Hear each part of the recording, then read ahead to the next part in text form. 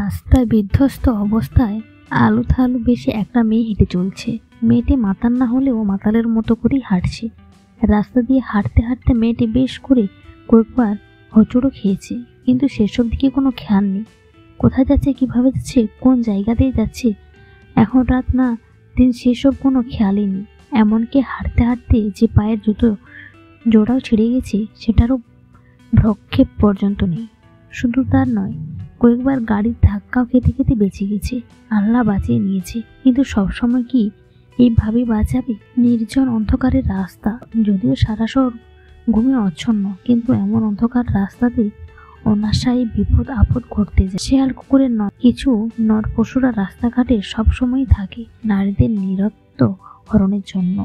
কিন্তু এখন তো মেয়েটি সেসবের কোনো চিন্তা নেই। উল্টো দিক থেকে হঠাৎ একটি গাড়ি এসে মেয়েটির সামনে বেশ জোরে ব্রেক কষল, যদিও ডিস্ট্যান্ট মাইল 10 করে থামায়। কিন্তু এই কি মেয়েটি কোনো হর্ষিনী? সে তো তার আপন মনে চলে যেতে লাগলো। গাড়ি থেকে কিছু মারুদু ছেলেরা নামলো, আর তাদের মধ্যে থেকে একজন গিয়ে মেয়েটি হাত টেনে ধরলো। হাত ধরে থাকা ছেলেটি বলল, ভাই, মালটি কিন্তু হেভি দেখতে। ছেলেটির কথা শুনে আরেকজন মেয়েটির সামনে গিয়ে দাঁড়িয়ে মোবাইলে ফ্ল্যাশ অন করে মেয়েটির মুখখানা ভালো করে দেখলো। তারপর অস্তে পা থেকে মাথা অবধি পুরো শরীরটা দেখে নিয়ে ক্যাবলার মতো করে হেসে বলল, আরে ভাই, মেয়েটা তো পুরো সেক্সি মাল, শুধুমাত্র সুন্দরী নয়।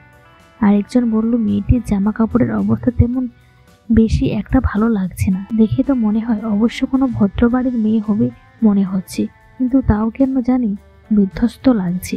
চল আমরা এখান থেকে চলে যাই। আরে তুই ছাড় তো, কতদিন পর এমন একটা সুন্দরী পরি আর সেক্সি মাল পেলাম, আর তোর কিনা কত ঢং। মেয়েটির হাত ধরে থাকা ছেলেটা বলল। আর যে ছেলেটা মেয়েটার মুখে ফ্ল্যাশ দিয়ে দেখলো, সে বলল, আরে আমরা এতক্ষণ যাকে মেয়ে বলে ভাবছিলাম সে আসলে কোনো মেয়ে নয়, মনে তো হচ্ছে সে কারো বিয়ে করা বউ। হাত ধরে থাকা ছেলেটি বলল, কই দেখি তো। হ্যাঁ রে, সত্যি তো, হাতে ভর্তি চুড়ি, গায়ে বেশ শাড়ি আর গয়নায় মোড়ানো। ছাড় তো ছাড়, যা খুশি থাকুক, আজ তো আবার ফুর্তি করব। চল মালটাকে তুলে আমাদের সাথে করে নিয়ে যায়, তারপর দেখবি মজাই মজা। অন্য একটা ছেলে বলল, আচ্ছা শোন না, আমার মনে হয় এইসব ঝামেলা করার কোনো দরকার নেই, মেয়েটাকে আমরা এখানেই ছেড়ে দিই, চল সবাই বাড়ি ফিরে যাই। তোরা কেন বুঝতে পারছিস না? এই মেয়েটা তো কারো বউ, কারো ভালোবাসার মানুষ, তার চেয়ে ভালো ওনাকে ওনার মতো করেই ছেড়ে দিই আর আমরা বাড়ি ফিরে যাই। যে ছেলেটার আগে বাধা দিচ্ছিল সেই ছেলেটা বলল, রনি তুই চুপ থাক, চল তো এই মালটাকে গাড়ি তুলি। রনি বাদে বাকি 3 জন ধরাধরি করে মেয়েটাকে গাড়িতে তুলে এলো।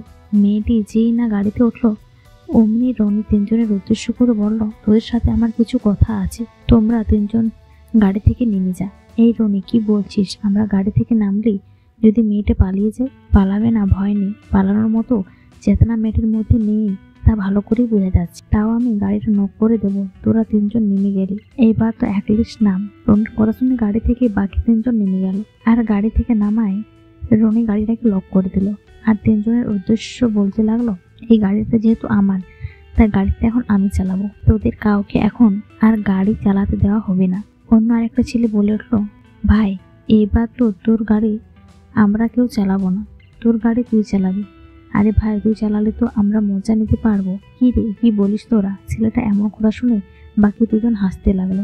বন্ধুদের মুখে এমন কথা শুনে রনির রাগে যেন সারা শরীরে জ্বলে ওঠে। তবুও নিজের রাগটাকে ধমিয়ে দ্রুত গাড়িতে উঠে ড্রাইভিং সিটে বসে গাড়ি স্টার্ট দেয়।